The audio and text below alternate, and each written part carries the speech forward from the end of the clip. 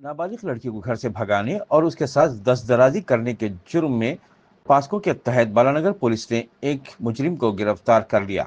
एक नाबालिग लड़की को बरगलाकर इससे मीठी मीठी बातें करके अपनी मोहब्बत के जाल में फांस कर इसको जिले विशाखापट्टनम आंध्र प्रदेश ले जाकर इसके साथ 2 बार अपनी हवस का शिकार बनाने वाले वैशी दरिंदे को बालानगर पुलिस ने गिरफ्तार करते हुए जेल भेज दिया। बताया जाता है कि 5वीं जमात से 6वीं जमात में जाने वाली नाबालिग लड़की को मोहब्बत के जाल में फांस कर इसे घर से भगाकर विशाखापट्टनम ले गया और वहां इसके साथ ज्यादती की और फिर उसे वापस लाकर सिकंदराबाद रेलवे स्टेशन पर छोड़कर फरार हो गया।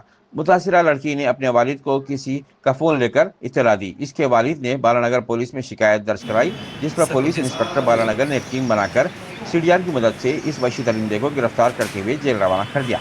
बालानगर डीसीपी के सुरेश कुमार ने प्रेस कॉन्फ्रेंस में मीडिया से बात करते हुए तफसीलात बताई। आइए देखते हैं इस सिलसिले में हमारे खुतबुल्लापुर के नुमाइंदे शेख सलीम की। కమిషనరేట్ పరిధిలో బాలానగర్ జోన్ లిమిట్స్లో ఉన్న బాలానగర్ పోలీస్ స్టేషన్లో ఒక నిందితుడు తను చాలా కాలంగా పోలీసులు కళ్ళు తప్పి తప్పించుకుని తిరుగుతూ ఉన్నాడు. ఆ కేసులో Balanagar inspector and Balanagar ACP గారు ప్రాపర్గా మానిటర్ చేసి ఈ అక్యూజ్ని, ఇతని పేరు రాబిన్సన్, వయసు 25 సంవత్సరాలు. ఇతను చేసిన నేరం ఏంటంటే ఒక మైనర్ అమ్మాయిని మాయమాటలు చెప్పి అమ్మాయిని కిడ్నాప్ చేసుకొని తీసుకెళ్ళి వైజాగ్లో ఉంచి అక్కడ అమ్మాయిపై అఘాయిత్యానికి పాల్పడ్డాడు, లైంగిక అత్యాచారానికి పాల్పడ్డాడు. తర్వాత ఒరిస్సా కూడా తీసుకెళ్ళాడు.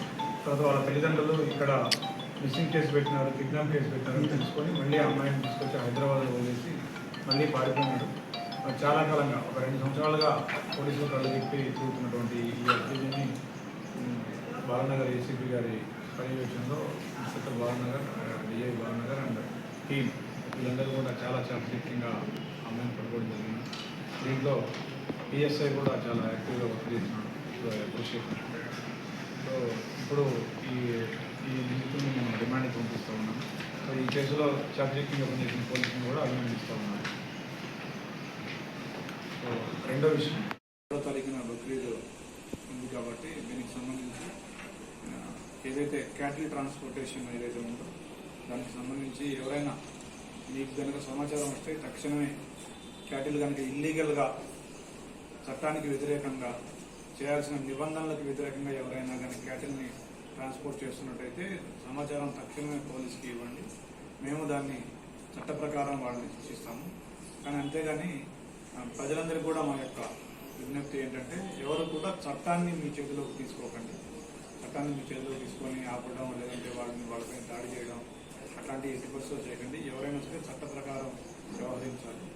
మీరు కనుక మాకు సమాచారం ఇస్తే మేము తప్పకుండా వాళ్ళ మీద గట్టి చర్యలు తీసుకుంటాము.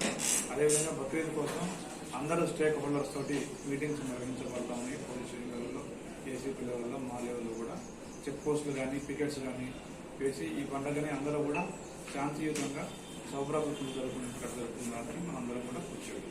Thank you.